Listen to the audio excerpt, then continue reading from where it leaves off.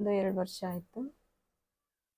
ಧ್ಯಾನಕ್ಕಿಂತ ಮುಂಚೆ ಹೇಗಿದ್ದೆ ನನ್ನ ಜೀವನ ಅಂದರೆ, ಅದು ವೈಯಕ್ತಿಕ ಸಮಸ್ಯೆಗಳ ಬಗ್ಗೆ ಹೇಳಲಿಕ್ಕೆ ಇಷ್ಟಪಡ್ತೀನಿ. ಪ್ರತಿಯೊಬ್ಬರ ಹೆಣ್ಮಕ್ಳಿಗೂ ಇರ್ತವೆ. ಆ ಸಮಸ್ಯೆಗಳು ನನಗೂ ಇದ್ದವು. ಇನ್ನು ನಾನು ಚಿಕ್ಕವಳಿದ್ದಾಗಿಂದ ಭಕ್ತಿ ಮಾರ್ಗದಲ್ಲೇ ಜಾಸ್ತಿ ನಾನು ಬೆಳೆದಂಥ ವಾತಾವರಣ ಆಗಲಿ, ನನ್ನ ತಂದೆ ತಾಯಿ ಬೆಳೆಸಿದ್ದದ್ದು. ನಾನು ಹೆಂಗೆ ಪೂಜೆ ಪುನಸ್ಕಾರಗಳು ಭಾಳ ಮಾಡ್ತಾ ಇದ್ದೆ. ಆ ಪೂಜೆ ಪ್ರತಿಫಲ ಅನಿಸುತ್ತೆ. ಈ ಧ್ಯಾನ ನನಗೆ ಬೇಗ ಸಿಕ್ಕಿದೆ. ಧ್ಯಾನಕ್ಕೆ ಒಂದು ಜೋರಾದ ಚಪ್ಪಾಳೆ ಬರಲಿ. ನಾನು ಪೂಜೆ ಮಾಡ್ತಾ ಇದ್ದೆ. ಹೇಗೆ ಮಾಡ್ತಾ ಇದ್ದೆ, ಅವಾಗೇ ಚಿಕ್ಕ ಹುಡುಗಿ ಇದ್ದಾಗಿಂದ ಮಂತ್ರಗಳು ಹೇಳ್ಕೊಡ್ತಾ ಇದ್ದೆ. ಲಲಿತ ಸಹಸ್ರನಾಮ ಎಲ್ಲ ಹೇಳ್ತಾ ಇದ್ದೆ. ಭಾಳಷ್ಟು ಕಲ್ತಿದ್ದೆ ಅವಾಗೆ. ನಾನು ಮದುವೆಗಿಂತ ಮುಂಚೆನೆ ಓದ್ತಾನೆ ಪೂಜೆಗಳ ಮೇಲೆ ಜಾಸ್ತಿ ಆಲೋಚನೆ ಮಾಡ್ತಾ ಇದ್ದೆ. ಆ ಥರ ನನ್ನ ಜೀವನ ಇತ್ತು ಧ್ಯಾನಕ್ಕಿಂತ ಮೊದಲು. ಇನ್ನು ಮದುವೆ ಆದ ನಂತರ ಕೆಲವೊಂದು ಸಮಸ್ಯೆಗಳು ಬಂದವು. ನಮ್ಮ ಮನೆ ದೊಡ್ಡದಿತ್ತು. ಆ ಮನೆ ವಾತಾವರಣ ಬೇಸಿಲ್ಲ, ಆ ಮನೆ ಏನು ವಾಸ್ತು ಬೇಸಿಲ್ಲ ಅನ್ನೋದು ನಮಗೆ ಬಿತ್ತು. ಕೆಲವೊಂದು ಸಮಸ್ಯೆಗಳಾದವು. ನಮ್ಮ ಮನೆ ಕೊಟ್ಟರು ನಮಗೆ ನಮ್ಮ ಮಾವನವರು. ಆ ಮನೆಗೆ ಬಂದ ತಕ್ಷಣ ನನಗೆ ಸಮಸ್ಯೆಗಳು ಬಂದವು. ನನ್ನ ಆರೋಗ್ಯ ಭಾಳಷ್ಟು ಕ್ರಿಟಿಕಲ್ ಆಗ್ತಾ ಇತ್ತು. ಯಾವಾಗಲೂ ತಲೆ ಸುತ್ತೋದು, ಮೈಗ್ರೇನ್ ಆಗೋದು, ಇಲ್ಲ ನಮ್ಮ ಮಕ್ಕಳಿಗೆ ಯಾವಾಗಲೂ ಜೀವನ ಆಸ್ಪತ್ರೆ ಅನ್ನೋ ಸ್ಥಿತಿಯಲ್ಲಿದ್ದೆ ನಾನು ಅವಾಗ. ಭಾಳ ಅಷ್ಟು ಬೇಜಾರು ಬರ್ತಾ ಇತ್ತು. ಈ ಜೀವನನೇ ಬೇಡಪ್ಪ ನಮಗೆ, ಬೇಗ ಮದುವೆ ಮಾಡಿಬಿಟ್ರು ನಮಗೆ.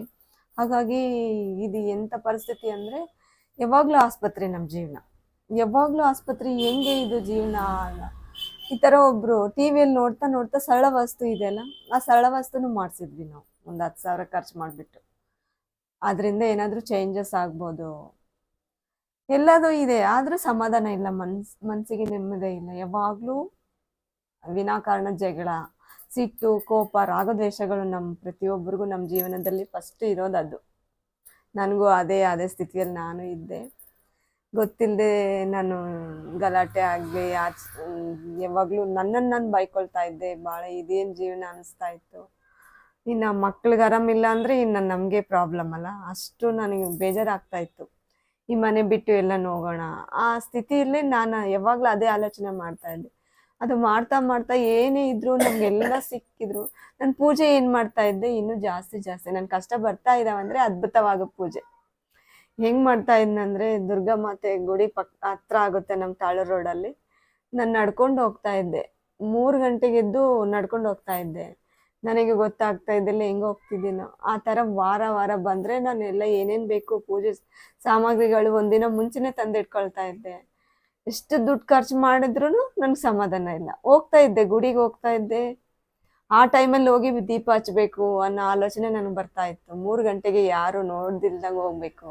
ಆ ಸ್ಥಿತಿಯಲ್ಲಿ ನನಗೆ ಅದು ಬಂದ್ಬಿಟ್ಟಿತ್ತು. ಹಾಗಾಗಿ ಮನೇಲಿ ಪೂಜೆ ಮಾಡಿಕೊಂಡು ಹೋಗಿ ಹಂಗೆ ಮಾಡ್ತಾ ಇದ್ದೆ.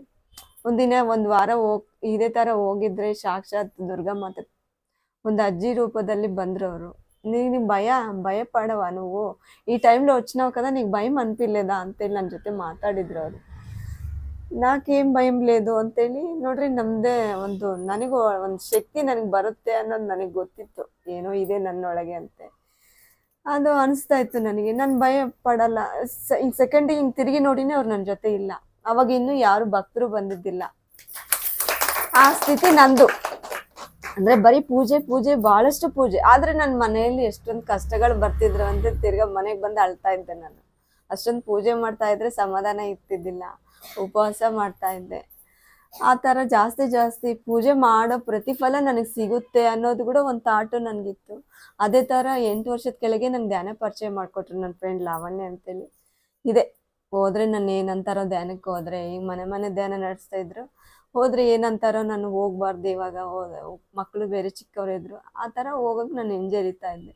ಈ ಪೂಜೆನೂ ಜಾಸ್ತಿ ಮಾಡ್ತಾ ಮತ್ತೇನು ರೀಸೆಂಟಾಗಿ ನಮ್ಮ ಮನೆಯವ್ರಿಗೂ ಒಂದು ಆಕ್ಸಿಡೆಂಟ್ ಆಯಿತು. ಆ ಆಕ್ಸಿಡೆಂಟ್ ಆದಾಗ ನಮ್ಮ ಮನೆಯವ್ರ ಕಾಲು ಒಂದು ರಾಡ್ ಹಾಕಿದ್ರು. ಅದು ಒಂದು ಸಮಸ್ಯೆ ಬಂತು ನಮಗೆ. ನನಗೆ ಭಾಳಷ್ಟು ನಾನು ಆಸ್ಪತ್ರೆಯಲ್ಲಿ ಜಾಸ್ತಿ ಇದ್ದೆ. ಅಪೆಂಡಿಕ್ಸ್ ಬಂದಿತ್ತು, ಮತ್ತು ಮೈಗ್ರೇನ್ ಬಂದಿತ್ತು. ನನಗೂ ಭಾಳಷ್ಟು ತೋರಿಸಿದ್ರು ನಮ್ಮ ಮನೆಯವರು. ಯಾವಾಗಲೂ ಆಸ್ಪತ್ರೆ ನಮ್ಮ ಜೀವನ ಅನ್ನೋ ಸ್ಥಿತಿಯಲ್ಲಿದ್ವಿ. ಇನ್ನು ಮನೆಯೆಲ್ಲ ನಾವು ಆಲ್ಟ್ರೇಷನ್ ಎಲ್ಲ ಓಡಿಸ್ಬಿಟ್ವಿ ಮನೆ. ಆವಾಗಾದರೂ ನಮ್ಮ ಮನೆ ನಾವು ಚೇಂಜ್ ಆಗ್ತೀವಿ. ಕರೋನಾ ಟೈಮಲ್ಲಿ ಏನು ಮಾಡಿದ್ವಿ ಅಂದರೆ, ಕೆಲಸ ಮಾಡೋರು ಸಿಗ್ತಾ ಇಲ್ಲ ಅಂಥ ಟೈಮಲ್ಲಿ ಮನೆಯೆಲ್ಲ ಒಂದು ಇದಾಯಿತು. ನಾನು ಇದು ಮಾಡ್ತಾ ಇದ್ದೆ, ಮನೆ ಚೇಂಜ್ ಮಾಡಿಸ್ಕೊಳ್ಳೋಣ ಅಂತೇಳಿ. ವಾಸ್ತು ಇಲ್ಲ ಇದಕ್ಕೆ, ವಾಸ್ತು ಮಾಡ್ಸೋಣ. ಅದು ಭಾಳಷ್ಟು ನಾನು ನಂಬ್ತಾ ಇದ್ದೆ ವಾಸ್ತು ಅನ್ನೋದನ್ನ. ಎಲ್ಲ ಮನೆ ಎಲ್ಲ ಓಡಿಸ್ಬಿಟ್ಟು ಒಂದು 5-6 ಲಕ್ಷ ಖರ್ಚು ಮಾಡಿಬಿಟ್ಟು ಮತ್ತೆ ನಾವು ದೊಡ್ಡ ದೊಡ್ಡ ರೂಮ್ ಇದ್ದಿದ್ದು ಚಿಕ್ಕ ಚಿಕ್ಕದಾಗಿ ಮಾಡ್ಕೊಂಡ್ವಿ. ಅಲ್ಲಿನೂ ನಮ್ಗೆ ಸಮಾಧಾನ ಇಲ್ಲ. ಅದು ಮಾಡಿದ್ಮೇಲೆ ಮತ್ತೆ ನಮ್ಮ ಮನೆಯವ್ರಿಗೆ ಅದು ಕಾಲ ಆಕ್ಸಿಡೆಂಟ್ ಆಯ್ತು. ಇನ್ನು ಸಮಾಧಾನ ಎಲ್ಲಪ್ಪ ನಮ್ಗೆ ಎಲ್ಲಿ ಸಿಗುತ್ತೆ? ಜಗಳಗಳು, ಮನೆ ಬಿಟ್ಟು ಹೋಗೋ ಪರಿಸ್ಥಿತಿ ಬಂದು ಹೋಗ್ಬಿಟ್ಟಿದ್ವಿ ನಾವು. ಹೋಗ್ಬಿಡ್ಬೇಕು ನಾವು ಮನೆ ಬಿಟ್ಟು. ಆ ಸ್ಥಿತಿಯಲ್ಲಿ ನನಗೆ ಅಳೋದು ಜಾಸ್ತಿ ಅಳ್ತಾ ಇದ್ದೆ. ನನಗೆ ಮಾತಾಡಕ್ಕೆ ಅಷ್ಟೊಂದು ನನಗೆ ಧೈರ್ಯ ಇರ್ತಿದ್ದಿಲ್ಲ. ಏನನ್ನು ಮಾತಾಡಿದ್ರೆ ಅನ್ಸ್ಕೊಂಡು ಸುಮ್ಮನೆ ಗಲಾಟೆ ಯಾಕೆ ಅಂತೇಳಿ ನಮ್ಮ ಮನೆಯವರು ನಾವು ಇಬ್ಬರು ಈಕ್ವಲ್ ಆಗಿದ್ದೀವಿ ನಾವು. ಸಹಿಸ್ಕೊಳ್ಳೋ ಶಕ್ತಿ ನಮ್ಗೆ ಕೊಟ್ಟಿಲ್ಲ ದೇವರು. ಆದರೆ ನಮ್ಗೆ ಭಾಳ ಯೋಚನೆ ಮಾಡ್ತಾ ಇದ್ವಿ ನಾವು. ಪೂಜೆ ಮಾತ್ರ ಎಲ್ಲಿ ವ್ರತಗಳು ಏನೇನು ಮಾಡ್ಬೇಕು ಅದೆಲ್ಲ ಮಾಡ್ತಾ ಇದ್ದೆ. ಮಾಡ್ತಾ ಮಾಡ್ತಾ ಇನ್ನು ಇದು ನಮ್ಮದು ಇಷ್ಟೇ ಅನಿಸ್ತು. ಈ ಮನೆ ಆದರೂ ಎಲ್ಲಾದ್ರೂ ದೂರ ಖಾಲಿ ಮಾಡಿಬಿಡ್ಬೇಕು. ಈ ಹೆಂಗೆ ಸಿಕ್ತಿದ್ದ ಧ್ಯಾನ ಅಂದರೆ ಇನ್ನೊಂದೆರಡು ದಿನಕ್ಕೆ ನಮ್ಮ ಮನೆ ಎಲ್ಲಾದರೂ ಹುಡುಕ್ತಾ ಇದ್ದೆ ನಾನು, ಮನೆ ಚೇಂಜ್ ಮಾಡೋಣ ಅಂತೇಳಿ. ಭಾಳ ಹುಡುಕ್ದೆ, ಆದರೆ ನನಗೆ ಮನೆ ಸಿಗಲಿಲ್ಲ. ನನಗೆ ಬೇಕಾದಂಥ ಮನೆ ಸಿಗಲಿಲ್ಲ. ನನಗನ್ನಿಸ್ತು ಎಷ್ಟು ಕಷ್ಟ ಬಂದರೆ ಇನ್ನು ಇಲ್ಲೇ ಇರೋಣ ಅನ್ನೋ ಟೈಮ್ಗೆ ಮನೆಯಲ್ಲೇ ಇರ್ತಾ ಇದ್ದೆ. ಈ ಥರ ಮನೆ ಧ್ಯಾನ, ಮಂಡಲ ಧ್ಯಾನ ಬಂತು ನಮ್ಮ ಮನೆಯಲ್ಲಿ. ಬರೀ ಮುಗಿಯುತ್ತೆ ಸ್ಟಾರ್ಟಿಂಗಿಂದ ನನಗೆ ಕರೆದ್ರು, ಧ್ಯಾನಕ್ಕೆ ಬಾ ಮಮತಾ, ನೀನು ಧ್ಯಾನಕ್ಕೆ ಬಾ ಅಂತೇಳಿ. ನಾನು ಧೈರ್ಯ ಮಾಡಿಲ್ಲ ಧ್ಯಾನಕ್ಕೆ ಹೋಗೋಕ್ಕೆ. ಇನ್ನು 5 ದಿನ ಇತ್ತು ನೋಡು. ಆ 5 ದಿನದಲ್ಲಿ ನಾನು ಮೇಡಮ್, ಸಾವಿತ್ರಿ ಮೇಡಮ್ ಅಂತೇಳಿ ಅವಳು ಭಾಳಷ್ಟು ಕರೆದ್ರವರು. ಇನ್ನು ನಾನು ಅವತ್ತು ಹೋಗ್ಲಿಲ್ಲ. ಇನ್ನು ನನಗೆ ಗೊತ್ತಿಲ್ಲದೆ ಒಬ್ಬ ಮೇಡಮ್, ನಮ್ಮ ಮನೆಯವ್ರಿಗೆ ಪರಿಚಯ ಆದಂಥ ಮೇಡಮ್ ಬಂದರು. ಅವರು ನಮ್ಮ ಮನೆ ಹತ್ರ ಹೋಗ್ತಾಯಿದ್ರು. ನಮ್ಮ ಮನೆಯವ್ರು ಮಾತಾಡ್ಸಿದ್ರು, ಎಲ್ಲಿಗೆ ಹೋಗ್ತಿದ್ದೀರಾ ಮೇಡಮ್ ಅಂದರೆ, ಇಲ್ಲಿ ಧ್ಯಾನ ಇದೆ ಹೋಗ್ತಾ ಇದ್ದೀನಿ ಅಂತೇಳಿ. ನನ್ನನ್ನು ಕಳಿಸ್ರಿ ಅಂತೇಳಿ ನಮ್ಮ ಮನೆಯವ್ರಿಗೆ ಕೇಳಿದರು. ಅವಾಗ ನನ್ನನ್ನು ಕಳಿಸಿದ್ರು. ಅವತ್ತು ನನಗೆ ಆದಂಥ ಅದ್ಭುತ ನನ್ನ ಜೀವನನೇ ಬದಲಾಯಿತು. ಅದಕ್ಕಿಂತ ಮೊದಲು ಏನು ಆಸ್ಪತ್ರೆ. ನಾವಷ್ಟೇ ಅಲ್ಲ, ನಮ್ಮ ಅತ್ತೆ ಮಾವ ಅಲ್ಲೇ ಪಕ್ಕಕ್ಕೆ ಇದ್ದಾರೆ. ಅವ್ರು ಕೂಡ ಅವ್ರ ಜೀವನನೇ ಆಸ್ಪತ್ರೆ. ದುಡ್ಡಿಗೇನು ಕಡಿಮೆ ಇಲ್ಲ, ಆಸ್ತಿಗೇನು ಕಡಿಮೆ ಇಲ್ಲ, ಬರೀ ಆಸ್ಪತ್ರೆ, ಯಾವಾಗಲೂ ಆಸ್ಪತ್ರೆ. ಆ ಥರ ಮಾಡ್ತಾ ಮಾಡ್ತಾ ನಾನು 5 ದಿನದಾಗ ಇನ್ನು ಮುಗಿದು ಬಿಡುತ್ತೆ ಅಲ್ಲಿ ಮಂಡಲ ಧ್ಯಾನ ಸ್ಥಳಗೆ ನಾನು ಹೋಗಿದ್ದು. ಧ್ಯಾನಕ್ಕೆ 1 ತಾಸು ಕುತ್ಕೊಂಡೆ. ನನಗೆ ಗೊತ್ತಿಲ್ಲದೆ 1 ತಾಸು ಥಾಟ್ಲೆಸ್ಗೆ ಹೋಗ್ಬಿಟ್ಟೆ ನಾನು. ಅದು ನನ್ನ ಧ್ಯಾನನೂ ಏನು ಚೆನ್ನಾಗಿದೆ ಅಲ್ಲ, ಎಷ್ಟು ಚೆನ್ನಾಗಿದೆ. ಅವತ್ತು ಗೀತಾ ಮೇಡಮ್ ಬಂದಿದ್ರು ಕ್ಲಾಸ್ ಹೇಳೋಕ್ಕೆ, ನೋಡಿರ್ತೀರಲ್ಲ. ಆ ಅನುಭವ ಎಲ್ಲ ಕೇಳಿಬಿಟ್ಟು ಎಷ್ಟು ಚೆನ್ನಾಗಿದಾವಲ್ಲ ಈ ಅನುಭವಗಳು, ಹೀಗೂ ಇರುತ್ತಾ ಅಂತೇಳಿ ನನಗನ್ನಿಸ್ತು. ಧ್ಯಾನದಲ್ಲಿ ಇಷ್ಟೊಂದು ಅನುಭವ ಇದಾವ ಅಂತಿದ್ದಾರೆ. ಅವತ್ತು ನಾನು ಬಿಡಲಿಲ್ಲ. ಅವತ್ತು 1 ತಾಸು ಮನೆಗೆ ಹೋಗಿ ಮತ್ತೆ ಊಟ ಮಾಡಿಬಿಟ್ಟು ಮತ್ತೆ ನಾನು 1 ತಾಸು ರಾತ್ರಿ ಧ್ಯಾನಕ್ಕೆ ಕೂತ್ಕೊಂಡೆ. ಆವಾಗೂ ನನಗೆ ಅನುಭವ ಆಯಿತು. ಅವತ್ತು. ನನಗೆ ಗೊತ್ತಿಲ್ಲ, ಯಾರೋ ಮಾಸ್ಟರ್ ಕನೆಕ್ಟ್ ಆಗ್ತಾ ಇದ್ರು. ನನಗೆ ಅವ್ರ ಮಾಸ್ಟರ್ ಅನ್ನೋದು ಗೊತ್ತಿಲ್ಲ. ಮತ್ತು ನೆಕ್ಸ್ಟ್ ಡೇ ನಾನು 3 ಗಂಟೆಗೆ ಎದ್ದು, ನನಗೆ ಯಾರೂ ಹೇಳಿಲ್ಲ, ಆದರೆ ನಾನು ಸಾಧನೆ ಮಾಡ್ಬೇಕಂತ ಬಲವಾದ ಏನೋ ಒಂದು ಪಡ್ಕೋಬೇಕು, ನಾನೇನೋ ಕಳ್ಕೊಬೇಕಂತೇಳಿ ನಾನು ಡಿಸೈಡ್ ಆಗಿಬಿಟ್ಟೆ. ಅದು ಈ ಧ್ಯಾನದಿಂದನೇ ಕಳ್ಕೋಬೇಕು. ನನ್ನಲ್ಲಿರೋ ಪ್ರತಿಯೊಬ್ಬರಿಗೂ ನಮ್ಮ ಜೀವನದಲ್ಲಿ ಇರ್ತಾವೆ ಅಷ್ಟು ರಾಗದ್ವೇಷಗಳು. ಒಬ್ರು ಕಂಡ್ರೆ ಒಬ್ರಿಗೆ ಆಗಲ್ಲ ಅಂಥ ಜೀವನ ನಮ್ಮದು. ಧ್ಯಾನಕ್ಕಿಂತ ಈ ಪ್ರತಿಯೊಬ್ಬರಲ್ಲೂ ಇರುತ್ತವೆ ಅವು. ಆ ಸ್ಥಿತಿಯಲ್ಲಿ ನಾನು ಇದ್ದೆ. ಇದನ್ನು ಕಳ್ಕೊಬೇಕಂದ್ರೆ ಧ್ಯಾನನೇ ಮಾಡ್ಬೇಕು ಜಾಸ್ತಿ ಅನ್ನೋದು ನನಗೆ ಗೊತ್ತಾಯಿತು. ಇನ್ನು ಬೆಳಗ್ಗೆ ಮುಂಜಾನೆ 3 ಗಂಟೆಗೆ ಎದ್ದು ನಾನು ಧ್ಯಾನಕ್ಕೆ ಕೂತ್ಕೊಂಡ್ರೆ 3 ಗಂಟೆಗೆ ನನಗೆ ಗೊತ್ತಿಲ್ಲದೆ ನಮ್ಮ ತಂದೆಯವರು ತೀರ್ಕೊಂಡು 1 ವರ್ಷ ಆಗಿತ್ತು. ಅವ್ರು ಬಂದು ನಮ್ಮ ಜೊತೆ ನಿಂತಿದ್ರು. ಅವರು ಅಷ್ಟರಲ್ಲಾಗಿ ಅವರು ಭಾಳ ಅದ್ಭುತವಾಗಿ ಕಾಣ್ತಿದ್ದಾರೆ. ನನಗೆ ಗೊತ್ತಿಲ್ಲ, ನಮ್ಮ ತಂದೆಯವರು ಇಷ್ಟು ತೀರ್ಕೊಂಡ್ರು, ಇಷ್ಟು ದಿನ ಆದರೂ ನಾನು ಕಂಡಿಲ್ಲಲ್ಲ. ನಾನು ಧ್ಯಾನದಾಗ ಕೂತ್ಕೊಂಡೇ ನೋಡ್ತಾ ಇದ್ದೀನಿ ಅವ್ರನ್ನ. ನೋಡ್ತಾ ಇದ್ರೆ ಅವ್ರು ನನ್ನ ಜೊತೆ ಮಾತಾಡ್ತಾ ಇದ್ದಾರೆ. ಯಾವಾಗಲೂ ನಾನು ಅಳ್ತಾ ಇದ್ದೆ ಧ್ಯಾನಕ್ಕಿಂತ ಮುಂಚೆ ನಮ್ಮ ತಂದೆ ಹತ್ರ. ಭಾಳಷ್ಟು ಅಳ್ತಾ ಇದ್ದೆ. ಅವ್ರಿಗೆ ನನ್ನ ಕೊನೆ ಲಾಸ್ಟ್ ಮಗಳಾಗಿ ಪ್ರೀತಿ ಜಾಸ್ತಿ ನನ್ನ ಮೇಲೆ. ಅಮ್ಮ, ನಿನ್ ಧ್ಯಾನಕ್ಕೆ ಬರ್ತೀಯ ಅಂತ ಗೊತ್ತು, ಧ್ಯಾನದಿಂದನೇ ನಿನ್ನ ಜೀವನ ಅದ್ಭುತವಾಗುತ್ತೆ ಅಂತ ಮೆಸೇಜ್ ಹೇಳಿದ್ರು ಅವರು. ನನಗೆ ಖುಷಿ ಆಯಿತು. ಅದನ್ನು ನಾನು ಯಾರ ಹತ್ರ ಹಂಚ್ಕೋಬೇಕು ಗೊತ್ತಿಲ್ಲ, ಹಂಚ್ಕೊಂಡಿಲ್ಲ ಅದನ್ನು ನಾನು ಯಾರ ಹತ್ರನೂ. ಆಮೇಲೆ ನಾನು ಧ್ಯಾನ ಸಾಧನೆ ಮಾಡಿದೆ, ಕಂಟಿನ್ಯೂ ಮಾಡಿದೆ. ಬೆಳಗ್ಗೆ ಮುಂಜಾನೆ ಎದ್ದು ನಾನು ಧ್ಯಾನ ಸಾಧನೆ ಮಾಡ್ತಾ ಈ ಥರ ಕ್ಲಾಸಸ್ ಕೇಳ್ತಾ ಹೋದರೆ ನೆಕ್ಸ್ಟ್ ಇನ್ನು 5 ದಿನ ಮುಗಿಯೋಷ್ಟರೊಳಗೆ ನನಗೆ ವಿಷನ್ಸ್ ಬರ್ತಾ ಇರೋವು. ಯಾವ ಮಾಸ್ಟರ್ ಬರ್ತಾರೆ, ಸಬ್ಜೆಕ್ಟ್ ಏನು ಹೇಳ್ತಾರೆ ಅದೆಲ್ಲ ಗೊತ್ತಾಗ್ತಾ ಇತ್ತು ನನಗೆ. ಅಲ್ಲೋಗಿ ಕುತ್ಕೊಂಡು ನಾನು ಸುಮ್ಮನೆ ಕೇಳ್ತಾ ಇದ್ದೆ. ಇದು ನಾನು ಬೆಳಗ್ಗೆ ಮುಂಜಾನೆ ನೋಡಿದ್ದೀನಿ, ಮಾಸ್ಟರ್ ನೋಡಿದ್ದೀನಿ, ಇವ್ರ ಹತ್ರ ನಾನೇನೋ ಮಾತಾಡಿದ್ದೀನಿ, ಅದೆಲ್ಲ ಅನಿಸ್ತಾ ಇತ್ತು. ಬಟ್ ನಾನು ಹಂಚ್ಕೊಳಕ್ಕೆ ಪ್ರಯತ್ನ ಮಾಡಿಲ್ಲ. ಆ ಥರ ನನ್ನ ಸಾಧನೆ ಹೆಚ್ಚೆಚ್ಚು ಆಯಿತು. ನಾನು ಜಾಸ್ತಿ ಸಾಧನೆ ಮಾಡ್ತಾ ಬರೀ 1 ತಿಂಗಳೊಳಗೆ ನಮ್ಮ ಮನೇಲಿ ನಾವು ನಾನ್ ವೆಜ್ ಬಿಟ್ಬಿಟ್ವಿ.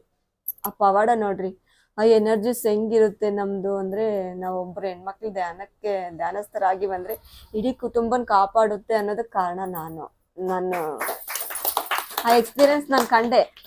ಕಾಲು ನೋವು ನಮ್ಮ ಮನೆಯವರು ರೆಸ್ಟ್ ತಗೊಂಡಿದ್ರು ಒಂದು 3 ತಿಂಗಳು. ನಮ್ಮ ಮನೆಯವ್ರು ಡ್ಯೂಟಿಗೆ ಹೋಗ್ಬಿಟ್ರು. ಡ್ಯೂಟಿಗೆ ಹೋದ್ರು ಅವ್ರ ಕಾಲು ನೋವು ಕಡಿಮೆ ಆಗಿಲ್ಲ. ಕಾಲು ನೋವು ಕಡಿಮೆ ಆಗಿಲ್ಲ ಅಂದರೆ ಯಾರೋ ಅವರು ಫ್ರೆಂಡ್ ಒಂದು ಡ್ರಿಂಕ್, ಆಲ್ಕೋಹಾಲ್ ಡ್ರಿಂಕ್ ಕೊಟ್ಟಿದ್ದಾರಂತೆ, ಇದು ಕುಡಿದ್ರೆ ಕಾಲು ನೋವು ಹೋಗುತ್ತೆ ಅಂತೇಳಿ.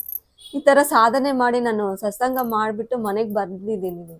ಅದು ಕಾಸ್ಟ್ಲಿ ಅಂತ, ಅದು 2000 3000 ಅಂದರು. ನಮ್ಮ ಮನೆಯವ್ರನ್ನ ಅಲ್ಲಿಂದ ಬಾಕ್ಲು ಹೊರಗಿಂದನೇ ಬಂದು ಅದು ಕಣ್ಣು ದೃಷ್ಟಿ ನೋಡ್ರಿ ಎಷ್ಟೊಂದು ಶಕ್ತಿ, ಆ ಎನರ್ಜಿಸ್ ನಾವು ಪಡ್ಕೊಂಡಿರ್ತೀವ. ನಿಜ, ಅದು ನನ್ನ ಎಕ್ಸ್ಪೀರಿಯನ್ಸ್, ಫಸ್ಟ್ ಎಕ್ಸ್ಪೀರಿಯನ್ಸ್ ನಮ್ಮ ಮನೇಲಿ ನಡೆದಿರೋದು. ನಾವು ಒಳಗೆ ಬರ್ತಾ ಬರ್ತಾ ನಮ್ಮ ಮನೆಯವ್ರು ಕೈಯಲ್ಲಿ ಇಟ್ಕೊಂಡಿದ್ರು. ನಮ್ಮ ಮನೆಯವ್ರು ನಗ್ತಾ ಇದ್ದಾರೆ. ಏನು ಅದೊಂದು ಸೆಂಟ್ ಬಾಟಿಲ್ ಏನೋ ಅನ್ಕೊಂಡಿದ್ದೀನಿ, ಈಗ ಸೆಂಟ್ ಅನ್ಕೊಂಡು ಅಲ್ಲಿಂದ ನೋಡ್ತಾ ನೋಡ್ತಾ ಅವ್ರು ನನ್ ತೋರ್ಸದೊಳಗೆ ನಮ್ಮ ಮನೆಯವ್ರ ಕೈ ಜಾರ್ಬಿಟ್ಟು ಕೆಳಗೆ ಬಿದ್ದೋಯ್ತು. ಇನ್ನ ಅವರು ಆವಾಗ ಏನ್ ಅನ್ಕೋಬೇಕು, ಅವ್ರು ಸಿಟ್ಟಾಗ್ಬೇಕ? ಏನಿಲ್ಲ ಅವ್ರಿಗೆ ಗೊತ್ತಾಯ್ತು ನನ್ನಲ್ಲಿ ಏನೋ ಬದಲಾವಣೆ ಇದೆ ಅಂತೇಳಿ. ವಿತಿನ್ ಸೆಕೆಂಡಿಗೆ ಅವ್ರು ನಾನು ತಿಳ್ಕೊಂಡ್ರು. ಅವರೆಲ್ಲ ಕ್ಲೀನ್ ಮಾಡಿದ್ರು. ಅದನ್ನ ಎಲ್ಲ ಕ್ಲೀನ್ ಮಾಡಿಬಿಟ್ಟು ಏನ್ ಮಾಯ ಮಾಡ್ದೆ ಅಂತ ಕೇಳಿದ್ರು. ನಾನೇನ್ ಮಾಯ ಮಾಡಿದ್, ನೀನ್ ಅಲ್ಲಿಂದ ನೋಡತ್ ನಿನ್ ಕಣ್ಣಿನ ದೃಷ್ಟಿ ಬಿದ್ದ ತಕ್ಷಣ ಅದು ಹಿಂಗಾಯ್ತಲ್ಲ, 2000 ರೂಪಾಯಿ ಯಾರ ಕೊಡೋದಿತ್ತು, ಇದು ಕೊಟ್ಟಿದ್ರು ನನಗೆ ಅಂತ ಹೇಳಿದ್ರು ಅವರು. ನೋಡ್ರಿ, ಅವತ್ತಿಂದ ಅನಿಸ್ತು ಅವ್ರಿಗೆ. ನಾನ್ ವೆಜ್ ತರ್ತಾ ಇದ್ರು, ನಾನ್ ಮಾಡಲ್ಲ ಅಂತಿದ್ದೆ. ನನಗೆ ಗೊತ್ತಿಲ್ಲದೆ, ನನ್ಗೆ ಯಾರು ಹೇಳ್ಕೊಟ್ಟಿಲ್ಲ, ಮಾಸ್ಟರ್ಸ್ ಮೂಲಕನೂ ಕೇಳಿಲ್ಲ. ಇನ್ನು ಅವಾಗೇ ಹೋಗ್ತಾ ಇದ್ದೆ ಕ್ಲಾಸಸ್ಗೆ. ತಿನ್ಬೇಕು ಬಿಡ್ಬೇಕು ಗೊತ್ತಿಲ್ಲ ನನಗೆ, ನಾನು ಮಾಡಲ್ಲ. ಅವಾಗ ಅವ್ರಿಗೂ ನಮ್ಮ ಮನೆಯವ್ರಿಗೆ ಗೊತ್ತಾಯ್ತು, ಇದರಲ್ಲಿ ಏನೋ ಪವಾಡ ಇದೆ ಅಂತೇಳಿ ನಮ್ಮ ಮನೆಯವ್ರಿಗೂ ಗೊತ್ತಾಯ್ತು. ನಿಧಾನಕ್ಕೆ ನಮ್ಮ ಮನೆಯವರು ಬಿಟ್ಬಿಟ್ರು, ತರೋದು ಬಿಟ್ಬಿಟ್ರು. ಎಗ್ಗು ಕೂಡ ಮಕ್ಳಿಗೆ ಇಷ್ಟ ಆಗಿಲ್ಲ. ನಾನು ಧ್ಯಾನ ಸಾಧನೆ ಮಾಡ್ತಾ ಮಾಡ್ತಾ 2 ತಿಂಗಳು 3 ತಿಂಗಳು ಆಗಷ್ಟೊಳಗೆ ಎಗ್ಗು ಕೂಡ ಅವ್ರಿಗೆ ಇಷ್ಟ ಆಗ್ತಾ ಇಲ್ಲ. ನಮ್ಮ ಮನೇಲಿ ಎಗ್ ತಂದಿಟ್ರು ಅದು ಬಿಸಾಕ್ಬೇಕು ಅನಿಸ್ತಾ ಇತ್ತು.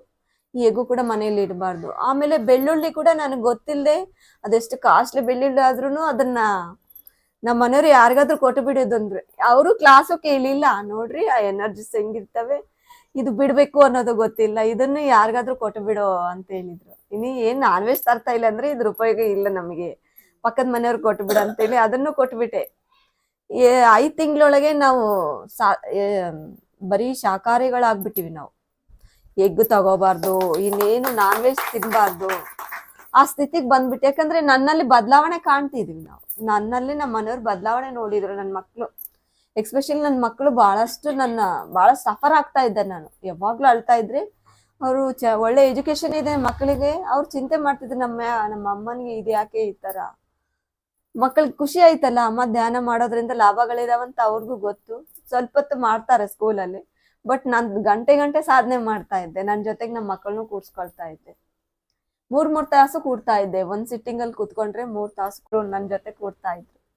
ಅವ್ರು ಖುಷಿ ಆದ್ರು, ನನ್ನ ಜೊತೆ ಮಾತಾಡಿದ್ರು. ನನ್ನ ಸೂಕ್ಷ್ಮ ಶರೀರ ಮಾತಾಡ್ತು, ಮಮತಾ ಧ್ಯಾನಕ್ಕೆ ಬಂದ್ಬಿಟ್ಟಿದೀಯ, ನಿನ್ ಜೀವನ ಅದ್ಭುತವಾಗುತ್ತೆ ಅಂತೇಳಿ ನನಗೆ ಅದು ಕ್ಲಬ್ಸ್ ಹೊಡಿತು. ನನ್ನ ಮುಂದೆ ಕುತ್ಕೊಂಡು ಖುಷಿ ಆಯ್ತು ನನಗೆ. ನಂತರ ಇರೋನ ಮಾತಾಡ್ತಾ ಇದೆ, ಏನು ಇದು ತೆಗಿಬೇಕಾ ಬೇಡ, ಇಲ್ಲ ಏನೇ ಆಗ್ಲಿ ನೋಡ್ಲೇಬೇಕು, ಏನೇನ್ ನಡೆಯುತ್ತೆ. ನನ್ನ ಹಾಸ್ಟೆಲ್ ಬಾಡಿ ಮನೆಯೆಲ್ಲ ಹುಡ್ಕಾಡ್ತಾ ಇತ್ತು, ಮನೆಯೆಲ್ಲ ಓಡಾಡ್ತಾ ಇತ್ತು. ನಾನು ಧ್ಯಾನ ಕೂತ್ಕೊಂಡ್ರೆ ಸಾಕು ನನ್ನ ಹಾಸ್ಟೆಲ್ ಬಾಡಿ ರಿಲೀಸ್ ಆಗ್ತಾ ಇತ್ತು. ಅದು ಅದ್ಭುತವಾದ ಅನುಭವ ನನಗಾದ್ರು. ಅದು ನನ್ಗೆ ಹೆಂಗ್ ಕಾಪಾಡಿತ್ತಂದ್ರೆ, ನನ್ನ ಮಕ್ಕಳಿಗೆ ಏನಾದ್ರೂ ಆಗ್ತಾ ಇದೆ ಅಂದ್ರೆ ನನ್ನ ಹಾಸ್ಟೆಲ್ ಬಾಡಿ ಹೋಗಿ ನೋಡ್ಕೊಳ್ತಾ ಇತ್ತು. ನನ್ನ ಸ್ವಾನುಭವ ಅದು. ಒಂದಿನ ಹೀಗೆ ನಮ್ಮ ಮನೆಯವರಿಗೆ ಕಾಲು ನೋವು ಜಾಸ್ತಿ ಆಗಿದ್ರೆ ಅವ್ರು ರಾತ್ರಿ ಎಲ್ಲ ನಿದ್ದೆ ಮಾಡಿಲ್ಲ. ಆದ್ರೆ ನಾನು ಧ್ಯಾನಕ್ಕೆ ಕೂತ್ಕೊಂಡಿದ್ದೀನಿ ಎದ್ದು. ನನ್ನ ಹಾಸ್ಟೆಲ್ ಬಾಡಿ ಹೋಗಿ ಅವ್ರು ನೋಡಿದೆ, ಅವ್ರ ಕಾಲು ನೋವು ಏನಂತೇಳಿ ನೋಡಿದೆ. ಅದು ನಾನು ನಂಬ್ತಿರೋ ಗೊತ್ತಿಲ್ಲ, ಅದು ಅದ್ಭುತವಾದ ಕ್ಷಣಗಳು ನನಗೆ. ಅದು ಏನು ಹೀಲಿಂಗ್ ಪ್ರಾಸೆಸ್ ಮಾಡಿದೆ ನಮ್ಮ ಮನೆಯವರಿಗೆ. ಅಲ್ಲಿ ಪಕ್ಕ ಕೂತ್ಕೊಂಡು ನನ್ನ ಸೂಕ್ಷ್ಮ ಶರೀರ ಹೀಲಿಂಗ್ ಮಾಡಿದೆ. ನನ್ಗೆ ಅದ್ಭುತ ಅನಿಸ್ತದು. ಅದೇ ಧ್ಯಾನ ಮಾಡ್ರಿ ಅಂತ ಹೇಳ್ತಿದ್ದೆ. ಅವ್ರು ಸುಮ್ಮನೆ ಒಂದು 10 ನಿಮಿಷ ಕೂತ್ಕೊಂಡು ಕಣ್ ತೆಗಿತಿದ್ರು ಅಷ್ಟೆ.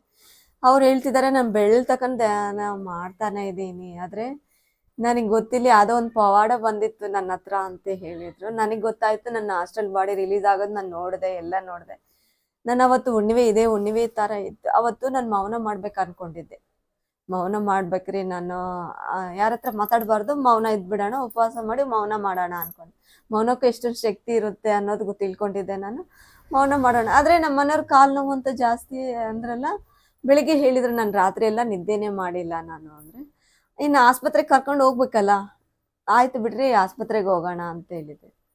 ಈಗ ತಾನೇ ನಾನು ಧ್ಯಾನಕ್ಕೆ ಬರ್ತಾ ಬರ್ತಾ ರಾಮಚಂದ್ರ ಸರ್ ಅಂತೇಳಿ ಅವ್ರಿಗೂ ಕೃತಜ್ಞತೆ ಹೇಳ್ಬೇಕು. ಇದೇ ತರ ಸತ್ಸಂಗ ನಾವು ನಡೀತಾ ನಡೀತಾ ಒಂದು ಕ್ಲಾಸಲ್ಲಿ ನಿಮ್ಮ ಅನುಭವ ಹೇಳ್ರಿ ಅಂದ್ರೆ ನನ್ನ ಅಷ್ಟರಲ್ಲಾಗಿ ನನ್ಗೆ ಯಾವುದೋ ಒಬ್ಬ ನನ್ನೊಳಗಿಂದ ಒಂದು ನನ್ನ ಥರನೇ ಇರೋ ರೂಪ ಒಂದು ಬಂದು ಕೂಡುತ್ತೆ, ನನ್ನ ಜೊತೆ ಮಾತಾಡುತ್ತಾ ಅದೆಲ್ಲ ಹೇಳಿದ್ರೆ ಆ ಸಾರಿಗೆ ಖುಷಿ ಆಯ್ತು. ಇಷ್ಟು ಬೇಗ ಬಂದ ಅಷ್ಟೊಂದು ಬಾಡಿ ರಿಲೀಸ್ ಆಗುತ್ತಮ್ಮ, ಅದು ಸೂಕ್ಷ್ಮ ಶರೀರಯಾನ ಅಂತಾರೆ ಅಂತೇಳಿ ಎಲ್ಲ ಎಕ್ಸ್ಪ್ಲೇನ್ ಮಾಡಿದ್ರು. ನಾ ಸರ್ ನಮ್ಮ ಮನೆಗೆ ಬರ್ತಾ ಇದ್ರು, ನನ್ಗೆ ಗೊತ್ತಿಲ್ಲದೆ ಅವ್ರು ಬರ್ತಾ ಇದ್ರು, ನನ್ನ ಪೂಜೆ ಎಲ್ಲ ನೋಡ್ತಾ ಇದ್ರು. ನೋಡಿ ಎప్పుడు పూజ అంటూనే ఉంటావా నువ్వు ಅಂತೇಳಿ ಅವ್ರು ತಮಾಷೆನೂ ಮಾಡ್ತಾ ಇದ್ರು. ಲೇ ಸರ್ ನೀವು ಪೂಜೆ చేస్తేనే నాకు ಸಮಾಧಾನಮ್ಮ ಅಂತೇಳಿ ಅಂತ ಇದ್ದೆ. ಪೂಜೆ ಧ್ಯಾನ ಎಷ್ಟೆಷ್ಟು ಮಾಡ್ತಾ ಇದ್ದಾನೆ, ಪೂಜೆನ ಅಷ್ಟಿಷ್ಟು ಮಾಡ್ತಾ ಇದ್ದೆ ನಾನು. ಸರ್ ಧ್ಯಾನ ಕೂಡ್ಸಿದ್ರು ನನಗೆ ಒಂದ್ಸಲ, ಕುತ್ಕೋ ಅಂತೇಳಿ ಧ್ಯಾನ ಕೂತ್ಕೊಳ್ಳಮ್ಮ ಒಂದು ತಾಸು ನನ್ಗೆ ಗೈಡ್ ಮಾಡಿದ್ರು. ಅವ್ರು ಹೆಂಗ್ ಬಂದ್ರಂದ್ರೆ ನನಗೆ ಯಾರ ಹತ್ರನೂ ಹಂಚ್ಕೊಳ್ತಿರೋ ವಿಷಯಗಳೆಲ್ಲ ಅವ್ರ ಹತ್ರ ಹಂಚ್ಕೊಂಡೆ. ನಾನು ಗೈಡ್ ಮಾಸ್ಟರ್ ಆಗಿ ಬಂದ್ರು, ನನಗೆ ಪತ್ರಿ ಸರ್ ನನ್ಗೆ ಕಳ್ಸಿದ್ರು. ಒಂದಿನ ಇದೆ ಸಾಧನೆ ಮಾಡ್ತಾ ಮಾಡ್ತಾ ನಮ್ಮ ಗುರುಗಳನ್ನ ನೋಡಿದ್ದಿಲ್ಲ, ನಮ್ಮ ಪತ್ರಿ ಸರ್ ಗೊತ್ತಿಲ್ಲ, ಹಾಡು ಆಡಿದ್ರು ಒಂದ್ ಜೊತೆ ಪಕ್ಕ ಕೂತ್ಕೊಂಡು. ರಘುಪತಿ ರಾಘವ ರಾಜಾರಾಮ್ ಹಾಡು ಆಡಿದ್ರು.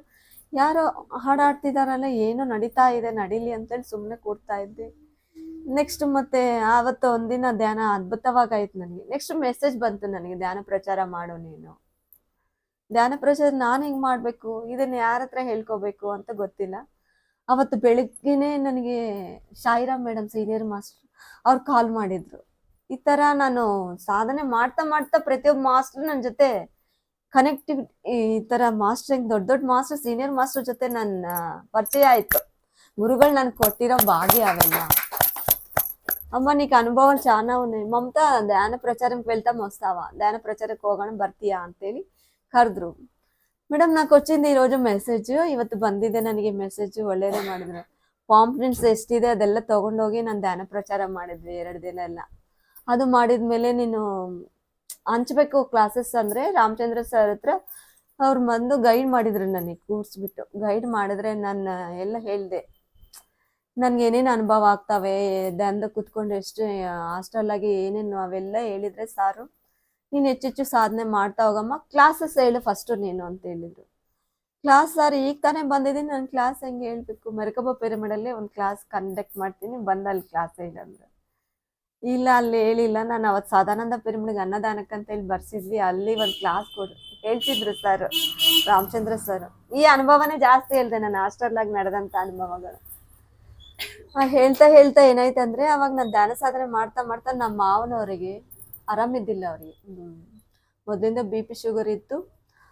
BP ಶುಗರ್ ಹೆಚ್ಚಾಗ್ತಾ ಆಗ್ತಾ ಡಯಾಲಿಸಿಸ್ ಪೇಷಂಟ್ ಆಗ್ಬಿಟ್ರು, ಅವ್ರು ಕಿಡ್ನಿ ಫೇಲ್ಯೂರ್ ಆಗ್ಬಿಟ್ರು ಅವರು.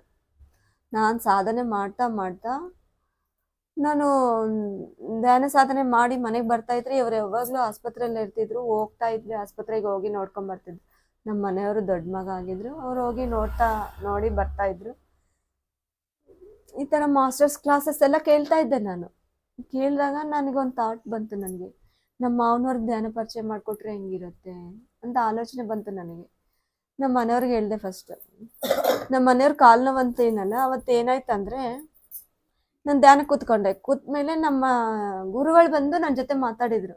ಇವಾಗ ನಿನ್ನ ಗಂಡ ನಿನ್ನ ಜೊತೆ ಕ್ಲಾಸ್ ಹೇಳಕ್ ಬರ್ತಾನೆ ಅಂತೇಳಿ ಅವರು ಪತ್ರಿ ಸರ್ ನನ್ನ ಜೊತೆ ಮಾತಾಡಿದ್ರು. ನನ್ಗೆ ಆಶ್ಚರ್ಯ, ಇವ್ರು ಹೆಂಗ್ ನನ್ನ ಜೊತೆ ಕ್ಲಾಸ್ ಹೇಳಕ್ ಬರ್ತಾರಂದ್ರೆ, ಅವತ್ತು ಆಸ್ಪತ್ರೆಗೆ ಹೋಗ್ಬಿಟ್ವಿ. OPDಗೆ ಹೋಗ್ಬಿಟ್ಟು ಟರ್ಮಕರ್ ಸೆಂಟರ್ ಅಲ್ಲಿ ಹೋಗಿ ಎಕ್ಸ್ರೇ ಎಲ್ಲ ಮಾಡಿಸ್ತಾ ಇದ್ವಾಗ ಒಂದು ಫೋನ್ ಬಂತು ಆಂಧ್ರಾಳ್ ಪಿರಮಿಡ್ ಮಾಸ್ಟ್ರಿಂದ. ನನ್ನ ನಂಬರ್ ಕೊಟ್ಟಿದ್ರಂತೆ ಯಾರೋ, ಮೇಡಮ್ ಬಂದು ಇವತ್ತು ಹುಣ್ಣಿಮೆ ಧ್ಯಾನ ಕ್ಲಾಸ್ ಹೇಳ್ರಿ ಅಂತೇಳಿ. ಸರ್ ಇಲ್ಲ ನಾನು ಆಸ್ಪತ್ರೆಗೆ ಬಂದಿದ್ದೀನಿ ಅಂದರೆ, ಅಲ್ಲಿ ಇನ್ನೂ ಎಕ್ಸ್ರೇ ತೆಗ್ಸೋಷ್ಟೊಳಗೆ ನಮ್ಮ ಮನೆಯವ್ರಿಗೆ ಕಾಲು ನೋವು ಹೋಗ್ಬಿಡ್ತು. ಇನ್ನೊಂದ್ಸಲ ಫೋನ್ ಮಾಡಿದ್ರು, ನಾನು ಇಲ್ಲ ಆಗಲ್ಲ ಅಂದ್ಬಿಟ್ಟು ಇನ್ನೊಂದ್ಸಲ ಫೋನ್ ಮಾಡೋಷ್ಟೊಳಗೆ ನಮ್ಮ ಮನೆಯವ್ರು ಅಂದ್ರು, ಅದು ಎಕ್ಸ್ರೇ ಎಲ್ಲ ನೋಡಿ ಕ್ಲಿಯರ್ ಇದೆ, ಏನ್ ಪ್ರಾಬ್ಲಮ್ ಇಲ್ಲ, ಚೆನ್ನಾಗಿದೆ ಅಂದ್ರೆ ನೋವು ಹೋಗ್ಬಿಡ್ತು ಅವ್ರಿಗೆ. ಇನ್ನು ನನಗೆ ಕ್ಲಾಸ್ ಹೋಗ್ಬೇಕನ್ಸ್ತು, ನನಗೆ ಒಳಗಿಂದ ಎಸ್ ಅಂತ ಮೆಸೇಜ್ ಬರ್ತಾ ಇದೆ, ನನಗೆ ಇನ್ನರ್ ಮೆಸೇಜ್ ಬರ್ತಾ ಇದೆ, ಹೋಗು ಅಂದ್ರೆ ನಮ್ಮ ಮನೆಯವ್ರಿಗೆ ಅಲ್ಲೇ ಹೇಳ್ಬಿಟ್ಟೆ, ರೀ ನೀವು ಗಾಡಿ ತಂದಿದ್ದೀರಲ್ಲ, ನೀವು ಮನೆಗೆ ಹೋಗ್ರಿ, ನಾನು ಇಲ್ಲಿ ಬಸ್ ಇಟ್ಕೊಂಡು ನಾನು ಆಂಧ್ರಾಳ್ಗೆ ಹೋಗಿ ಕ್ಲಾಸ್ ಹೇಳಿ ಬರ್ತೀನಿ. ಅನುಭವಗಳು ಇಷ್ಟೇ, ನಾನು ಬಹಳಷ್ಟು ಹಾಸ್ಟೆಲ್ನಾಗ ನಡೆದಂತ ಅನುಭವಗಳೇ ಹೇಳ್ತಾ ಇದ್ದೆ. ಹೇಳ್ತಾ ನಮ್ಮ ಮನೆಯವ್ರು ಏನಂದ್ರಂದ್ರೆ, ಇಲ್ಲ ಗಾಡಿಗೆ ಹೋಗೋಣ, ನಾನು ನಿನ್ ಜೊತೆ ಬರ್ತೀನಿ ಅಂದ್ರು. ನಿಜ ಆಯ್ತು ನನಗೆ. ಇಬ್ರು ಹೋಗಿ ಅಲ್ಲಿ ಅವ್ರು ನನಗಾಗಿ ಒಂದ್ಸಲ ಹೋಗಿ ಬಂದಿದ್ದೆ, ಆ ಪಿರಮಿಡ್ ಅಲ್ಲಿ ವೇಟ್ ಮಾಡ್ತಾ ಇದ್ರು ಸರ್ ನಿವೇದಿನೆಲ್ಲ. ಮಮತಾ ಮೇಡಮ್ ಹೊರಗ್ ಬಂದು ನೋಡಿದ ತಕ್ಷಣ ನಮ್ಮ ಮನೆಯವ್ರು ಇಬ್ರು ಹೋಗಿದೀವಲ್ಲ, ಮಮತಾ ಮೇಡಮ್ ಎಲ್ಲ ಸಾರು ಕರ್ಕೊಂಡ್ ಬಂದಿದಾರೆ ಅಂತ ಸಾರ್ಗ್ ಬಹಳ ಖುಷಿ ಆಯ್ತು. ಅವ್ರು ಕರ್ಕೊಂಡೋಗಿ ಇನ್ವೈಟ್ ಮಾಡಿದ್ರು. ಮಾಸ್ಟರ್ಸ್ ಹೆಂಗ್ ಇನ್ವೈಟ್ ಮಾಡ್ತಾರಂದ್ರೆ, ನನಗಿಂತ ಮುಂಚೆ ನಮ್ಮ ಮನೆಯವ್ರನ್ನ ಇನ್ವೈಟ್ ಮಾಡಿದ್ರು. ನಮ್ಮ ಮನೆಯವ್ರು ಹಂಗೆ ಲುಂಗಿ ಕಟ್ಕೊಂಡು ತೋರ್ಸ್ಬೇಕಲ್ಲ ಕಾಲು, ಹಂಗ್ ಕರ್ಕೊಂಡು ಹೋಗಿದ್ವಿ. ಹಂಗೆ ಎಷ್ಟು ಒಳ್ಳೆ ಕೆಲಸ ಮಾಡಿ ಅಮ್ಮ, ಇವತ್ ನಿಮ್ ಸಾರ್ನ ಕರ್ಕೊಂಡ್ ಬಂದಿ, ನಿಮ್ ಸಾರ್ನ ನೋಡೋ ಭಾಗ್ಯ ಬಂತಂತೇಳಿ ಕೂರ್ಸಿ, ಸಾರ್ ನೀವೇ ಹೇಳ್ರಿ ಕ್ಲಾಸ್ ಅಂತ ಹೇಳಿದ್ರು. ಅದಕ್ಕಿಂತ ಮುಂಚೆ ನಮ್ಮ ಮನೆಯಲ್ಲಿ ಪವಾಡನೇ ನಡೆದು ಬಿಟ್ಟಿತ್ತು. ನಮ್ಮ ಮಾವನವ್ರು ಅಂತೀವಲ್ಲ, ನಮ್ಮ ಮಾವನವ್ರಿಗೆ ಇನ್ನೊಂದು ಧ್ಯಾನ ಪರಿಚಯ ಮಾಡಿಕೊಟ್ಟೆ. ನಾನು ಆಸ್ಪತ್ರೆಗೆ ಹೋಗಿ ದಿನ ಒಂದು ಸ್ವಲ್ಪ ಹೊತ್ತು ಕುತ್ಕೊಂಡು ಧ್ಯಾನ, ನಮ್ಮ ಮಕ್ಳಿಗೂ ಧ್ಯಾನ ಕಲಿಸಿದ್ದೆ. ನಮ್ಮ ಮಕ್ಕಳು ನಾವು ಹೋಗಿ ಧ್ಯಾನ ಸಾಧನೆ ಸ್ವಲ್ಪ ಹೆಚ್ಚೆಚ್ಚು ಮಾಡ್ತಾ ಇದ್ವಲ್ಲೋ, ಕೂತ್ಕೊಂಡ್ರೆ ನಾನು ಧ್ಯಾನ ಕೊಡ್ತಾ ಇದ್ದೆ. ಆ ಎನರ್ಜಿಸ್ ನೋಡ್ರಿ ಅವ್ರಿಗೂ ಪಾಸ್ ಆಗುತ್ತೆ ಅನ್ನೋದು ನಾನು ನೋಡಿದೆ. ಆ ಪಿರಮಿಡ್ ಕ್ಯಾಪ್ ಇದೆಯಲ್ಲ, ಆ ಕ್ಯಾಪ್ ಹಾಕಿ ಮಾವ ನೀವು ಶ್ವಾಸದ ಗಮನಿಸಿ ಅಂತೇಳಿ ನಮ್ಮ ಮಾವನವ್ರಿಗೂ ಹೇಳ್ಕೊಡ್ತಾ ಇದ್ದೆ. ನಮ್ಮ ಅತ್ತೆ ನನ್ನ ಜೊತೆಗೆ ಹೆಚ್ಚೆಚ್ಚು ಅವರು ಸಾಧನೆ ಮಾಡಿದ್ರು. ಇಲ್ಲಿ kidney care Usha Kiran dialysis care centre ಅಂತೇಳಿ ಆದಿಶಕ್ತಿ ಪಿರಮಿಡ್ ಆಪೋಸಿಟ್ ಇದೆ. ಅದು ಅಲ್ಲಿ ಅಡ್ಮಿಟ್ ಮಾಡ್ತಿದ್ವಿ. 2 ದಿನಕ್ಕೊಂದ್ಸಲ ಡಯಾಲಿಸಿಸ್ ಮಾಡಬೇಕು. ಅವ್ರು ಇಲ್ಲಿ ಡಯಾಲಿಸಿಸ್ ಮಾಡಿದ್ರೆ ಆರಾಮಾಗ್ತಿದ್ರು, ಇಲ್ದಿದ್ರೆ ಅವ್ರ ಕಂಡೀಷನ್ ಕ್ರಿಟಿಕಲಿ. ಯಾವ ಸ್ಥಿತಿಯಲ್ಲಿ ಆಗ್ಬಿಟ್ರು ಅಂದ್ರೆ ಮಾತು ಬರ್ತಾ ಇದ್ದಿಲ್ಲ. ಅವ್ರ ಬಾಡಿ ಎಲ್ಲ ಬಹಳಷ್ಟು ಬಾವು ಬಂದ್ಬಿಟ್ಟಿತ್ತು. ಕೈ ಕಾಲು ಈ ಚೇರಲ್ಲಿ ಕೂಡಕ್ ಆಗ್ತಾ ಇದ್ದಿಲ್ಲ. ಚೇರ್ ತುಂಬಾ ಇಷ್ಟು ಆಗ್ತಾ ಇತ್ತು ಅವ್ರ ಶರೀರ. ಆ ಸ್ಥಿತಿಯಲ್ಲಿ ಅವ್ರಿದ್ರು. ಇನ್ನ ಸರ್ ಬೆಂಗಳೂರು ಕರ್ಕೊಂಡೋಗಿ ಪೈಪ್ ಹಾಕೊಂಬರ್ರಿ ಅಂತೇನೋ ಹೇಳಿದ್ರು ಡಾಕ್ಟ್ರು. ಹಂಗೆ ಮಾಡಿದ್ರು. ಇಲ್ಲೊಂದು ಪೈಪ್ ಎಲ್ಲ ಹಾಕೊಂಬಂದಿದ್ರು. ಅದು ನಮ್ಮ ಮನೆಯವ್ರಿಗೆ ಬಹಳ ದುಃಖ ಅನಿಸ್ತಾ ಇತ್ತು. ನಮ್ದು ಎಲ್ಲರದು ಹಿಂಗೆ ಇದೆ ಅಲ್ಲ ನಮ್ಮ ಕಷ್ಟಗಳು, ಒಬ್ರಿಗೆ ಆದ ತಕ್ಷಣ ಒಬ್ರಿಗೆ ಯಾಕೆ ಅನ್ಕೊಳ್ತಾ ಇದ್ರು. ಇಲ್ಲ, ನಾನು ಧ್ಯಾನ ಪರಿಚಯ ಮಾಡ್ಕೊಡ್ತೀನಿ. ನಂಬಿದ್ದಾರೆ ನಮ್ಮ ಮನೆಯವ್ರಿಗೆ, ಗೊತ್ತು ಧ್ಯಾನದ ಮಹಿಮೆ. ಹಾಗಾಗಿ ನಾವು ಆಯ್ತು ಹೋಗು, ನೀನು ಅಂತಿದೀಯ ಹೋಗಿ ಹೇಳ್ಕೊಡು ಅಂದ್ರೆ ನಾನು ಹೋಗಿ ಹೇಳಿದ ತಕ್ಷಣ ನಮ್ಮ ಮನೆಯವರು ನನ್ನ ಜೊತೆ ಬಂದು ಅವರು ಎಕ್ಸ್ಪ್ಲೇನ್ ಮಾಡಿದ್ರು. ಧ್ಯಾನ ಮಾಡೋದ್ರಿಂದ ಕಾಯಿಲೆಗಳು ಎಂಥ ರೋಗಗಳ ಇದ್ರು ಕಡಿಮೆ ಆಗ್ತವೆ ಅಂತೇಳಿ ಹೇಳಿದ್ರು. ಆ ಧ್ಯಾನ ಮಾಡೋದ್ರಿಂದ ನಾನು ಇಷ್ಟು ದುಡ್ಡು ಖರ್ಚು ಮಾಡ್ತಾ ಇದ್ದೀನಿ, ಆರಾಮಾಗ್ತಾ ಇಲ್ಲ, ಕಣ್ಣು ಮುಚ್ಕೊಂಡು ಕೂತ್ಕೊಂಡ್ರೆ ಆರಾಮಾಗುತ್ತಾ ಇರುತ್ತಲ್ಲ, ಬೇಗ ಬರಲ್ಲಲ್ಲ ಅವರು. ಆ ಥರ ಅವರು ಇನ್ನು ಧ್ಯಾನ ನಾನು ಮಾಡ್ತಾ ಹೆಚ್ಚೆಚ್ಚು ಮಾಡ್ತಾ ನಮ್ಮ ಮಗನ ಜೊತೆ ಹೇಳ್ಕೊಡ್ತಾ ಇದ್ದೆ. ಶ್ವಾಸನ ಗಮನಿಸಂತ ಹೇಳು, ಶ್ವಾಸದ ಜೊತೆ ಇರಬೇಕು, ಆ ಥರ ಹೇಳ್ತಾ ಇನ್ನು ಡಯಾಲಿಸಿಸ್ ಮಾಡ್ತಾ ಅವ್ರು ಅವ್ರ ಕಂಡೀಷನ್ ಹೆಚ್ಚು ಕಡಿಮೆ ಆಗ್ತಾ ಇತ್ತು. ನನ್ನ ನೋಡಕ್ ಬರ್ತಾ ಇದ್ರು ನಮ್ಮ ಮನೆಗೆ ಭಾಳಷ್ಟು ಜನ. ಏನು ಹೇಳಿದ್ರು ಅಂದರೆ, ಡಾಕ್ಟ್ರು ಇವ್ರದ್ದು ಶರೀರ ಸಹಕರಿಸ್ತಾ ಇಲ್ಲ, ಮನೇಲಿ ಇಟ್ಕೊಂಡ್ಬಿಡ್ರಮ್ಮ ನೀವು, ಟ್ಯಾಬ್ಲೆಟ್ ಎಷ್ಟು ದಿನ ಇರುತ್ತೆ, ಏನೇನು ತಿನ್ಬೇಕು ಅನಿಸುತ್ತೋ ಅದು ತಿನ್ಸ್ಕೊಡ್ರಿ. ನನಗೆ ಒಂದಿನ ಈ ಥರ ಆಸ್ಪತ್ರೆಯಲ್ಲಿದ್ದಾಗೆ ನನ್ನ ಮನೇಲಿ ಧ್ಯಾನ ಕೂತ್ಕೊಂಡಾಗೆ ನಮ್ಮ ಒಂದು ಸೂಕ್ಷ್ಮ ಶರೀರ ಬಂದು ನನ್ನ ಜೊತೆ ಮಾತಾಡಿದ್ರು. ಅವರು ಏನು ಹೇಳಿದ್ರಂದರೆ, ಅಮ್ಮ ನಾನು ಧ್ಯಾನ ಪರಿಚಯ ಮಾಡಿಕೊಡು, ಧ್ಯಾನನೇ ಮಾಡಿ ನಾನು ಆರಾಮಾಗ್ತೀನಿ ಅಂತ ಹೇಳಿದ್ರು. ನನಗೆ ಒಳಗಿಂದ ಖುಷಿ ಆಯಿತು. ಇನ್ನು ಅವ್ರಿಗೇನು ಹೇಳಿಲ್ಲ. ನಮ್ಮತ್ತೆ ಬೆಳಿಗ್ಗೆ ಹೋಗಿ ನೋಡೋಕೆ ಹೋದರೆ, ಇಲ್ಲಮ್ಮ ಕರ್ಕೊಂಡು ಹೋಗಂತಿದ್ದಾರೆ ಡಾಕ್ಟ್ರು, ನಾನೇ ಇನ್ನೊಂದೆರಡು ದಿನ ಇಲ್ಲಿ ಅಂತ ಇದ್ದೀನಿ. ಇಲ್ಲ ಅತ್ತೆ ಕರ್ಕೊಂಬಂದ್ಬಿಡ್ರಿ, ನಮ್ಮ ಮನೆಯಲ್ಲಿ ಧ್ಯಾನ ಇಟ್ಕೊಳ್ಳೋಣ 41 ದಿನ. ಅದಕ್ಕಿಂತ ಮುಂಚೆ ನಾನು 11 ದಿನ ನಮ್ಮ ಮನೇಲಿ ನಡೆಸಿದ್ವಿ. ಇನ್ನು ಅವ್ರ ಆಸ್ಪತ್ರೆಯಲ್ಲಿದ್ದಕ್ಕೆ ಧ್ಯಾನ ನಡೆಸ್ತಾ ಇದ್ವಿ. ಇನ್ನು ಇದು ಮುಗಿದ ತಕ್ಷಣ 41 ದಿನ ಇಟ್ಕೊಳ್ಳೋಣ, ಕರ್ಕೊಂಬರ್ರಿ ಅಂತ ಹೇಳಿದ್ರೆ ನಮ್ಮ ಮತ್ತೆ ಒಂದು ಸಾಹಸ ಮಾಡಿಬಿಟ್ರು. ಅವತ್ತು ರಾತ್ರಿನೇ ಅವ್ರಿಗೆ ಮೆಸೇಜ್ ಬಂತು ಗುರುಗಳಿಂದ. ನಿಜ, ಅದು ಅವರು ಚೆನ್ನಾಗಿ ಮಾಡಿದ್ರು ಸಾಧನೆ. ಹೋಗ್ಬಿಡು ನೀನು, ಹೋಗಿ ಧ್ಯಾನ ಮಾಡು, ನೀನು ಆಸ್ಪತ್ರೆ ಬಿಟ್ಟು ಹೋಗು ಅಂತೇಳಿ ಬಲವಂತ ಮಾಡಿದ್ರಂತೆ ಗುರುಗಳು ಬಂದು. ಅವ್ರ ಅನುಭವ ಹಂಚ್ಕೊಂಡ್ರು ನಾನು ಹೋದ ತಕ್ಷಣ. ಹಂಗಾದ್ರೆ ಯಾಕಿದ್ದೀರಿ, ಬಂದ್ಬಿಡ್ರಿ ಅಂತೇಳಿ ದುಡ್ಡೆಲ್ಲ ಕಟ್ಬಿಟ್ಟು ಮನೆ ಕರ್ಕೊಂಬಂದ್ಬಿಟ್ವಿ. ಬೆಡ್ ರೀಡನ್ನಲ್ಲೇ ಇದ್ರು. ಪ್ರತಿಯೊಬ್ಬ ಮಾಸ್ಟರ್ಸ್ ಯಾರ್ಯಾರು ಅಮ್ಮ ಶಕ್ತಿಗೆ ಬರ್ತಾರೋ ಅವರೆಲ್ಲ ನನಗೆ ಸಪೋರ್ಟ್ ಮಾಡಿದ್ರು. ನನ್ನ ಒಬ್ಬಳಿಂದ ಆಗ್ಲಿಲ್ಲ ಅದನ್ನು ಅವ್ರು ಚೇತರಿಸ್ಕೊಳ್ಳೋಕ್ಕೆ. ಯಾರ್ಯಾರು ಮಾಸ್ಟರ್ಸ್ ಬರ್ತಾರೋ ನನ್ಗೆ ಗೊತ್ತಾಗ್ತಾ ಇತ್ತು ಅವರೇ ಬಂದಿದ್ದಾರೆ, ಅವ್ರನ್ನ ಕರೆಸ್ತಾ ಇದ್ದೆ ನಾನು ಇಲ್ಲಿ ಕ್ಲಾಸ್ ಹೇಳಕ್ಕೆ. ಯಾಕಂದ್ರೆ ಅವ್ರು ನಂಬೇಕಲ್ಲ, ನಂಬಿ ಅವ್ರು ಧ್ಯಾನ ಮಾಡಿದ್ರೇನೆ ಅವ್ರು ಆರಾಮಾಗ್ತಾರೆ. ಈ ತರ ನಾನು ಬಹಳಷ್ಟು ಪ್ರಯತ್ನ. ಪದ್ಮ ಮೇಡಮ್ ಅನ್ನೋರು ನಮ್ಮ ಮನೆ ಹತ್ರ, ಲಿಂಗನಗೌಡ ಸರ್ ಇದಾರಲ್ಲ ಅವ್ರ ಮಿಸ್ಸಸ್, ಅವ್ರಾಗ ಬಂದ್ರು ನಮ್ಮ ಮನೆಗೆ. ಮೇಡಮ್ ನಿಮ್ಮ ಮಾವನವ್ರಿಗೆ ಆರಾಮಿಲ್ಲಲ್ಲ, ನೀನು ಇಲ್ಲೇ ಮನೇಲಿ ಇಟ್ಕೊಂಡ್ರೆ ಮಾಡಿಸಿದ್ರೆ ಸರಿ ಹೋಗಲ್ಲ, ಪಿರಮಿಡ್ ಕರ್ಕೊಂಬ, ಇಲ್ಲೇ ಮರ್ಕಬ ಪಿರಮಿಡ್ ಇದೆ ಅಲ್ಲಿ ಕರ್ಕೊಂಬ. ಮೇಡಮ್ ಅವ್ರು ಸಹಕರಿಸ್ಬೇಕಲ್ಲ ಅಂದ್ರೆ ಅವ್ರು ಹೆಂಗ್ ಬಂದ್ರಂದ್ರೆ ನಮ್ಮ ಮನೆಗೆ ಒಂದು ಪತ್ರಿ ಸಾರ್ ತರ ಬಂದ್ರು. ಸ್ಟ್ರಿಕ್ಟ್ ಆಗಿ ಬೈದ್ಬಿಟ್ಟು ಹೇಳಿದ್ರು, ಆ ಹುಡುಗಿ ಏನೇನು ಹೇಳ್ತಾಳ ಕೇಳ್ರಿ ಅಂತೇಳಿ ಬಹಳ ಸ್ಟ್ರಿಕ್ಟ್ ಆಗಿ ಹೇಳಿದ್ರು. ಆಯ್ತಮ್ಮ ಮಾಡ್ತೀವಿ. ಧ್ಯಾನ ಮಾಡಿಸಿದ್ರು ಒಂದು ತಾಸು ಕುತ್ಕೊಂಡು ಧ್ಯಾನ ಮಾಡಿಸ್ಬಿಟ್ಟು ಮೇಡಮ್ ಮೇಡಮ್ ಹೇಳ್ದಂಗೆ ನಾನು ರೆಡಿ ಆದೆ. ಇನ್ನ ಸಾಯಂಕಾಲ ಮೆರ್ಕಬ ಪಿರಮಿಡ್ ಒಂದು ತಾಸು ಧ್ಯಾನ ಮಾಡಿಸ್ಬಿಟ್ಟು ಮನೆಯಲ್ಲೂ ಇಲ್ಲ ಮೇಡಮ್ ಇಲ್ಲ, ಮನೆಯಲ್ಲೂ ಧ್ಯಾನ ಕಂಟಿನ್ಯೂ ಮಾಡಿಸ್ಬೇಕು ಅಂತೇಳಿ ಇಲ್ಲಿ ಮನೆಯಲ್ಲೇ ಸಾಧನೆ ಮಾಡಬೇಕು. ಮೆರ್ಕಬ ಪಿರಮಿಡಲ್ಲಿ ಅವ್ರು ಕರ್ಕೊಂಡು ಹೋಗಿ ಅವತ್ತು ಸ್ಟಾರ್ಟಿಂಗ್ ದಿನ ಕರ್ಕೊಂಡು ಹೋಗಿದ್ದೆ. ಅವತ್ತು ನನಗೆ ಆದಂಥ ಅನುಭವ ಏನಂದ್ರೆ ಗುರುಗಳು ಫೋಟೋ ಇಟ್ಟಿದ್ರು ಸರ್. ಆ ಫೋಟೋ ಚೇರ್ ಹಾಕ್ಬೇಕು ನಮ್ಮ ಮಾವನವ್ರಿಗೆ, ಪಿರಮಿಡ್ ಮಧ್ಯದಲ್ಲಿ ಕೂರಿಸ್ಬೇಕು.